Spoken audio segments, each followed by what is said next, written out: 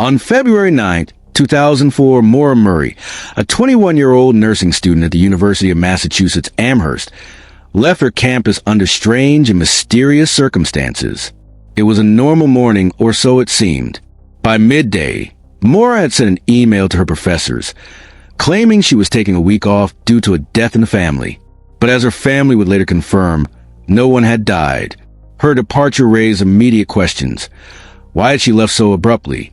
What was she running from? The next few hours are filled with cryptic actions that left investigators and loved ones puzzled. Around 1:24 p.m., Maura made a phone call to a place in Bartlett, New Hampshire, where she and her family had vacationed before. She inquired about renting a condo, though there was no record of an actual reservation being made.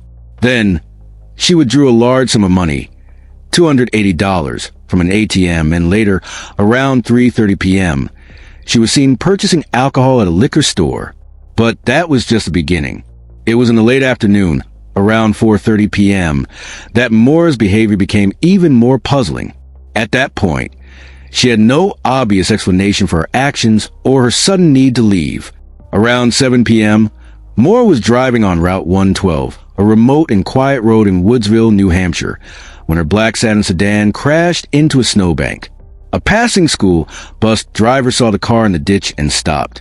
A brief exchange occurred between Maura and the driver, but Maura insisted she had already called for help and declined the offer of assistance. The bus driver left, thinking nothing more of it. The details were minimal, yet chilling. When authorities arrived at the scene about 20 minutes later, Maura was nowhere to be found. Her car was still there, with all her personal belongings inside. The scene was eerily deserted. The authorities searched the area, but Maura had vanished without a trace. The next day, February 10th, Maura was officially reported missing.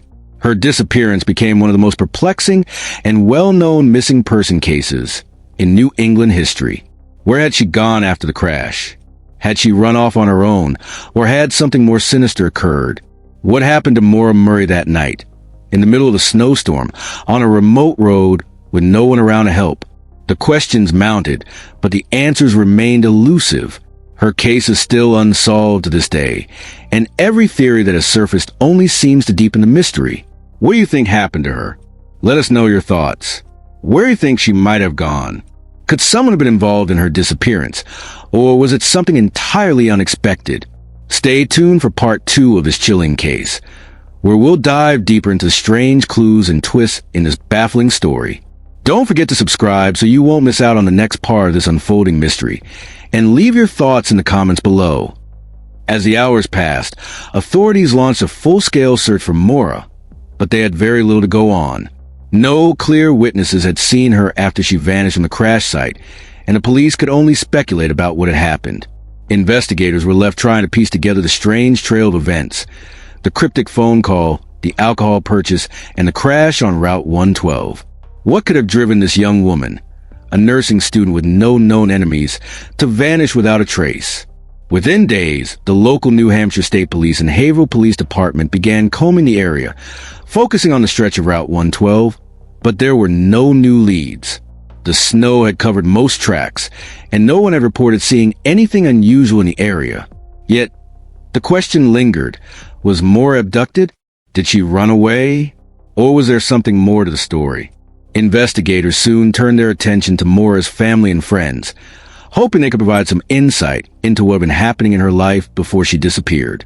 Maura's father, Fred Murray, a retired military officer, was one of the first to arrive in New Hampshire to help search for his daughter. He described Maura as a hard-working, responsible young woman who had been dealing with some personal struggles, but nothing that seemed significant enough to explain her sudden departure. In interviews with Maura's family and friends, investigators learned that she had recently faced a series of pressures. She had been involved in a relationship with a fellow student, but they had broken up in the weeks leading up to her disappearance. Her academic performance had also begun to slip, and she had been dealing with the stress of failed exams and the pressure of living up to the high expectations of her family. However, none of this seemed to fully explain why she would drive off to a remote part of the state and crash her car. It was also revealed that Maura had a history of struggling with emotional issues, including an eating disorder, but nothing that had previously indicated she was a danger to herself. In fact, her family insisted that Maura would never have gone off without telling anyone, as she had always been close to them and very careful about staying in touch. The investigators began to question if Maura had intentionally staged her disappearance, but no signs of self-harm or suicide were found in her personal belongings. Her car, still locked and abandoned in the snowbank, seemed to tell a different story. Something didn't add up. Why was she so careful to leave behind her things, but then disappear without a trace? With the investigation gaining little ground, some key figures began to speculate publicly on the possibility of foul play. One theory was that Maura might have been targeted by someone she knew, a friend, an acquaintance, or even a stranger. The fact that she had been seen by the bus driver walking around her car and was not visibly shaken led to the possibility that she could have been coerced into leaving the area. However, this was pure speculation, and authorities had no concrete evidence to support it. Adding to the mystery, Maura's phone records were examined, but no unusual calls were made. Investigators also checked with nearby businesses and motels for any sign that Maura had checked into one, but none came forward. Maura's cell phone was later traced to a tower near Woodsville, but after that, it went dark. As days turned into weeks, the local community and even national media began to take an interest in the case. Maura's disappearance was one of those stories that seemed to captivate everyone. Why would a college student just vanish? No ransom note or demands were made. There was no evidence of a struggle, and most importantly, no body was found. In the weeks following her disappearance, the search efforts intensified. Tracking dog, helicopters, and volunteers scoured the woods and remote areas surrounding Route 112. But despite their efforts, there were no signs of Maura. As the weather worsened and time passed, the hope of finding her alive began to fade. Yet, Fred Murray and the rest of Maura's family refused to give up. They continued their own search and even raised money for private investigators. But just as the investigation seemed to be stalling, a breakthrough came from Maura's former boyfriend. A witness came forward, saying they had seen Maura near Glencliff, a town about 25 miles away from where her car had been found. The tip was unconfirmed, but it added another layer to the already complex case. Even with these new developments, questions about Maura's mental state, the possibility of her running away, and the role of anyone else in her disappearance continued to linger. There were too many unknowns. Was Maura running from something? Was someone else involved? Or was this the result of an impulsive act that left her in a state of confusion and fear? As months went by, the case grew colder and the public began to move on, but Maura's family and the small community of Haverhill never stopped looking for answers. In the weeks and months after Maura's disappearance, the search for her continued, but authorities struggled to make any significant progress. The area around Route 112 remained the focal point of the investigation, with search teams and volunteers combing the woods and snowbanks, hoping for any clue that could lead them to Maura. Yet, as time passed, the authorities found no sign of her, no footprints, no fresh clues, nothing to explain how she could have disappeared so completely without a trace. One of the most striking aspects of the case was the lack of evidence. Despite Maura's car being found with all of her personal belongings inside, including her purse, credit cards, driver's license, and cell phone, there was no indication of foul play at the crash site. The car wasn't damaged enough to suggest a violent impact that could have caused her harm. It was as if Maura had simply vanished after crash, leaving everything behind. There was no blood, no signs of struggle, no physical evidence that could explain where she went. As the search slowed down, new theories began to emerge. Some believe that Maura had voluntarily staged her disappearance. Could she have run away? Overwhelmed by the pressures of her life, the emotional struggles she had been facing? This theory was supported by her actions earlier that day, such as her withdrawal of money and the purchase of alcohol. But could a young woman, who had always been described as responsible and level-headed, have just disappeared without telling anyone? The possibility that Maura had chosen to leave her life behind raised more questions than it answered. However, another theory was even darker. Foul play. What if Maura had encountered someone on that lonely stretch of road who had kidnapped or harmed her? The fact that she was seen walking around her car by a witness, the school bus driver, but wasn't visibly distressed, raised suspicions. Had she been coerced into leaving the scene by someone she knew, or worse, by a complete stranger? Despite this theory, the police found no evidence that Maura had been involved in any kind of altercation with another person. There was no sign that she had been abducted. The police conducted a thorough review of her phone records, hoping to find something that might suggest she had been in contact with anyone who could be involved in her disappearance. But there was nothing unusual. The mystery only deepened. One of the more troubling developments came from Maura's family. As investigators dug deeper into her personal life, they discovered that Maura had been struggling emotionally for some time before her disappearance. She had recently gone through a breakup with her boyfriend, who had reportedly been a significant part of her life. Additionally, she had faced academic setbacks at the University of Massachusetts, including the failure of exams and pressure from her family to succeed. Some speculated that these factors could have been the breaking point for Maura, leading her to take drastic measures. Yet, there was no indication that she was suicidal or had expressed any desire to leave her life behind. Could these struggles have pushed her to take extreme action, or was there something more to the story? Meanwhile, Maura's father, Fred Murray, continued to lead the search efforts for his daughter. He hired private investigators, arranged for billboard with Maura's photo to be placed around New Hampshire, and offered a reward for information. Fred never gave up hope, despite the increasing frustration and the overwhelming sense that the case was slipping into cold case territory. He tirelessly advocated for his daughter's disappearance to stay in the public eye, speaking to the media and calling for more attention to be placed on the case. As the months went by, the case took another unexpected turn. A witness came forward, claiming to have seen Maura in the town of Glencliff, about 25 miles away from where her car was discovered. This was a significant lead, as it placed Maura in a location far from the crash site. The witness claimed to have seen her walking the area, but when law enforcement looked into the lead, they found no concrete evidence to support the sighting. The town of Glencliff itself became the subject of renewed focus, with investigators retracing Maura's potential steps in the area, but again, they came up empty. Around this time, a new theory surfaced, that Maura had been involved in a hit-and-run accident after the crash.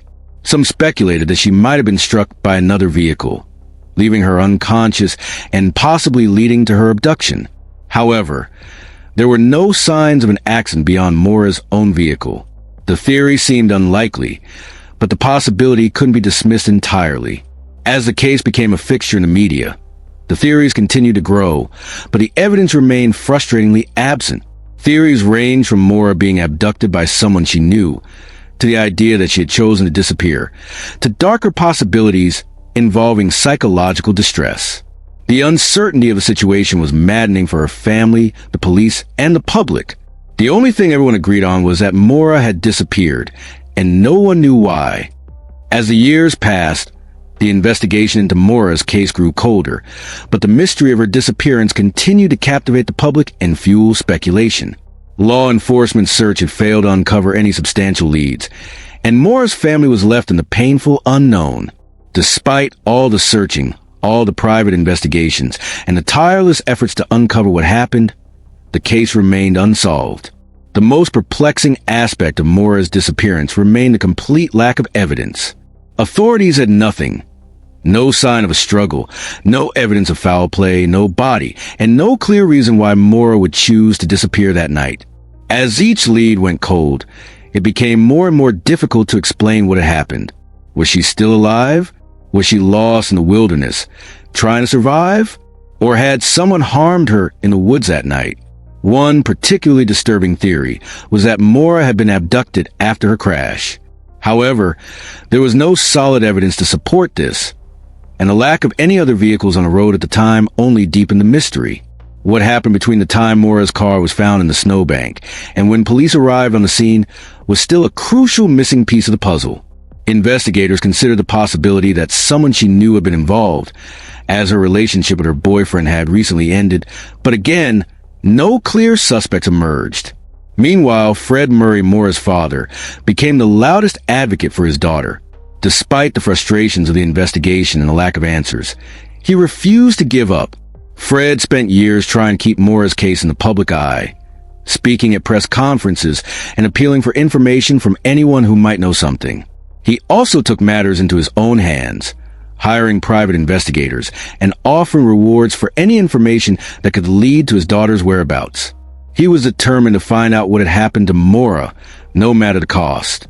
Fred's relentless pursuit of the truth made him a fixture in the case, but despite his efforts, the disappearance remained a mystery. Over time, the case began to evolve into something more than just a missing person case. It became a public obsession. Theories about what happened to Maura flooded the internet, and various podcasts, documentaries, and books explored every angle of the case. One popular theory was that Maura had been in a state of crisis, emotionally distraught from the recent breakup with her boyfriend, her academic pressures, and the personal struggles she was facing. Some suggested that she had planned to take her own life, but became lost in the woods or met an unfortunate fate.